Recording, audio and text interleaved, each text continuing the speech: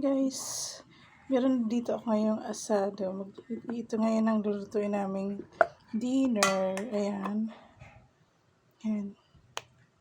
Asado ni Doc Atong. Papakuluan lang to. And after kumulo at lumambot, yun, pwede na kainin. Charan. Dadagdagan ko lang siya ng tubig. Saka ko siya sasalag sa kalan at pakuluan.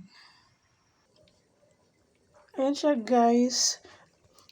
Nakahiwalay na siya ngayon. Dati kaninang dikit-dikit yan. So, hintayin po natin siyang lumambot. So guys, ang ingredients pala nito guys is paminta, bitchin, tapos alak, laurel, tapos toyo, tapos yung ang tawag doon?